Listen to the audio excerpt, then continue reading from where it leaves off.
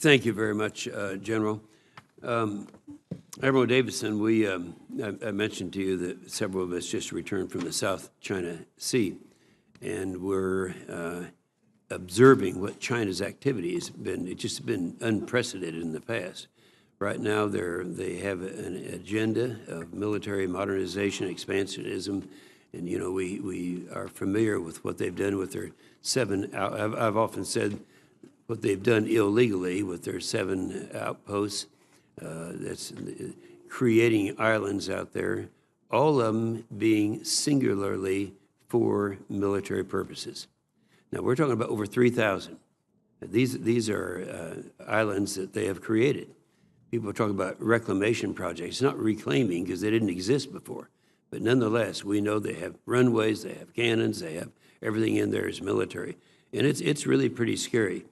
China recently conducted the largest naval parade in the country's history. They announced a live fire exercise in the Taiwan Strait to be conducted this week. We're talking about right now.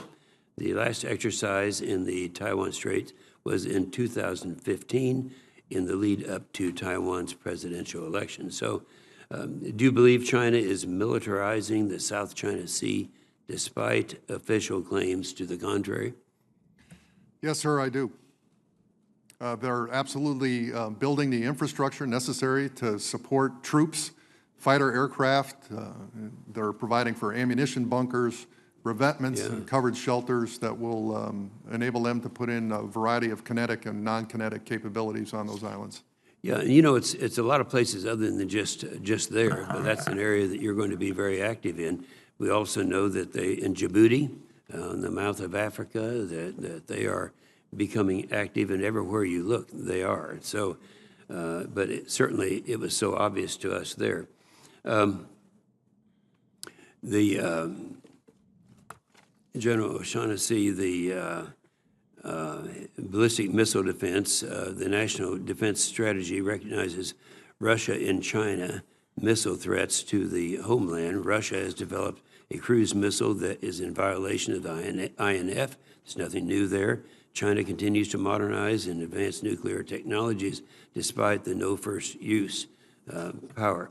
So that's taking place right now, and it's pretty scary when you consider that we have even General Dunford said that not long ago. He said that we are losing our qualitative and quantitative edge. Well, he was really talking about both Russia and China. You read, and everyone I think on this panel read, on March 7th, the Iran policy that came out, the paper that came out that was very clear in stating that if Russia were to take on, in Europe, take on our NATO forces, including the United States, they would win and we would lose.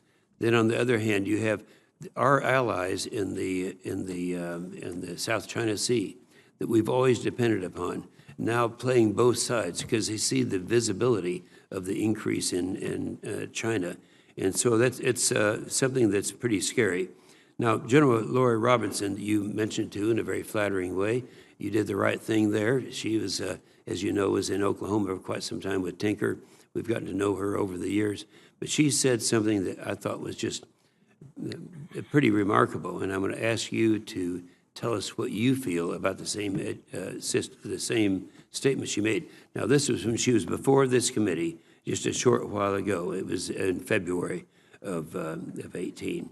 She said, "I'm 100% confident in my ability to defend the United States of America against a North Korean ballistic missile." General, do you agree with her? Has she convinced you? Senator, she has, and I would say with high confidence that I believe that the ground-based mid-course defense system in place today has the ability to defend against a North Korea ballistic missile strike. I say that based on my current position and over 10 years of experience within ballistic missile defense, as well as my close relationship with MDA in my current role, and as well as the current Lieutenant General Sam Greaves, as well as Jim Shearing before him. And I have high sense of confidence that, yes, sir, we can defend against the North Korean ballistic missile. Well, several of us on this committee just recently were up in Greeley, up in Alaska. It was very disturbing to me back 9 years ago when we kind of pulled the rug out from under the Czech Republic and Poland and did away with the program that I think would be very instrumental in protecting both Western Europe and Eastern United States.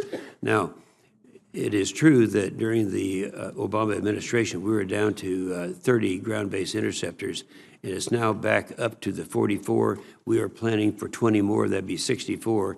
Do you feel that that's the right steps to be taken to offer us that protection?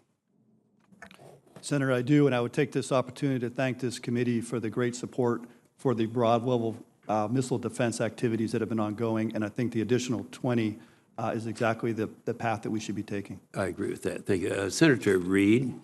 Well, thank